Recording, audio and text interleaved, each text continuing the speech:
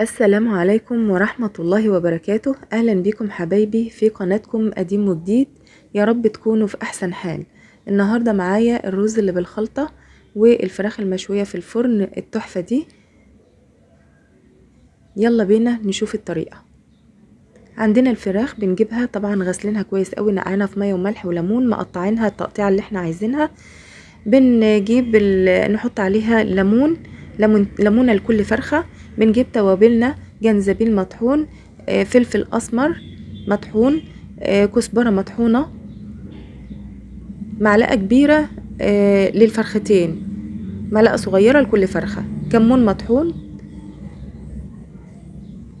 كاري، والسبع بهارات، وورق اللورة.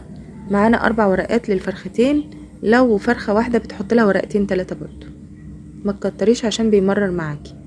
بنحط التوابل دي على الفراخ بتاعتنا ونديلها تدليكه حلوه كويسه قوي كده فيها علشان تتشرب من كل حاجه حطيناها. لو عايزه تعرفي الطريقه بالتفصيل، عندك الفيديو بتاعها على القناه. بقيه الخلطه عندنا شويه الخضار: طماطميتين، فلفل حار وعادي، بصله متوسطه لكل فرخه، 4 فصوص توم لكل فرخه. طبعا الفلفل الحار اختياري، لو انت عايزه تحطيه حطيه، لو مش عايزه خلاص. بتطحنيهم او بتفرميهم في الكبه او الخلاط بكوبايه ميه. فرم خشن مش ناعم قوي، زي ما احنا هنشوف مع بعض طبعا اهو. لو عايزه تبيتيها في التتبيله بتاعه التوابل بالليمون ممكن تبيتيها على بيات، لكن الخلطه بتاع الخضار دي ما تحطهاش عليها الا قبل ما تيجي تسويها بربع تلت ساعه كده.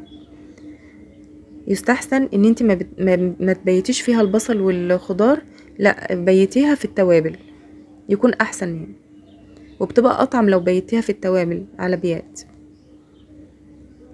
وبتدلكي برضو الفرخه بالخلطه بتاع الخضار دي تدليك كويس قوي، بحيث ان هي تتشرب برضو من ميه البصل. بترصصيها في الصينيه بتاعتنا وبتحطي عليها فرشه زيت من على الوش، يا اما فرشه صلصه. طبعا بتحطيها في الفرن على اعلى درجة حرارة عندك في الرف الوسطاني. ما بتغطيهاش، بالنسبة لي ما بغطيهاش، وطريقتي وتتابعيها وشوفيها وقولي لي ايه رأيك فيها. ما بتغطيهاش، بتسيبيها وبتاخد معايا كده تلت ساعة. في اخر 10 دقايق ممكن تتابعيها تشوفي اللون اللي انت عايزة توصلي له. يعني لو بتحبيها متحمرة قوي، لو بتحبيها تطلعيها قبل كده، زي ما تحبي.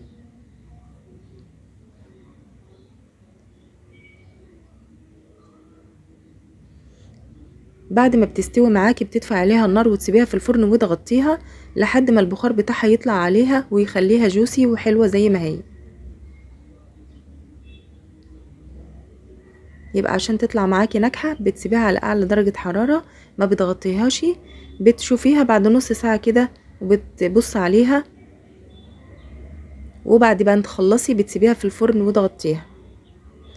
الصوص اللي بيبقى تحت بتاخديه بتعملي عليه شوربه، ممكن تسيبه محشي، ممكن تعملوا بيه الرز اللي بالخلطه اللي احنا هنعمله دلوقتي حالا، ممكن تعملي عليه صينيه بطاطس زي ما تحبي.